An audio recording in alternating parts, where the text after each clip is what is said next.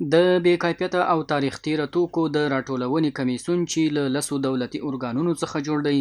له 15 میاشتې راهیسې د مزار شریف ښار له بیلابیلو پلورنځیونو او هټیو څخه نږدې 10 ټنه بې کیفیته خوراکي او غیر خوراکي توکي راټول او د استیناف محکمې د پریکړې پر بنسټ په عام محضر کې وسوځول. زه میاشتې کېږي نو په خپل فعالیت باندې شروع کړی دی چې الحمدلله په دغه وخت کې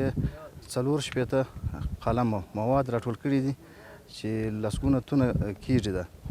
نو دا د محکمې د فیصلې نه وروسته موږ تاسې نن هم په دې شاهدان یو چې د تخریب سوه او وسوځول سوه او د بینه څخه ولاړه. د دغو توکو ارقام او مکمل اجناس کتبي و محکمې ته راستولي وو، نو د محکمې تر څېړنې وروسته بیا حکم د حرکې کېدو ورکړي. نو هغه کم اجراات چې سوي دي ټول د محکمې تر نظارت لاندې سوي دي او د محکمې تر فیصلې وروسته سوي دي. د دغو دغه چې کوم ترتیب سوی دی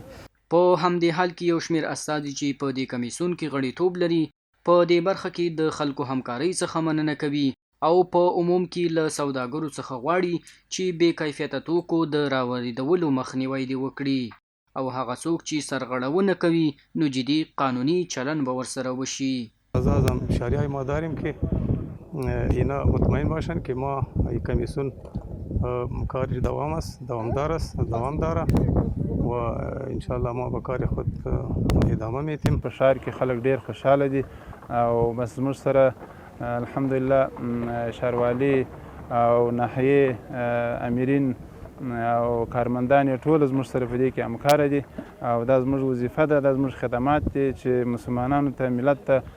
بیا وړاندې کوو او بس دا خدمت ته به نور هم ادامه ورکوو. د یادونې وړ ده د افغانستان اسلامي امارت واکمنۍ راوروسته د مختلفو کمیسیونونو له لوري د بې کیفیته توکو معلومولو په موخه جدي څارنه روانه ده چې تر اوسه پورې لسګونه ټنه بې کیفیته توکي په عام محضر کې سوځول شوي.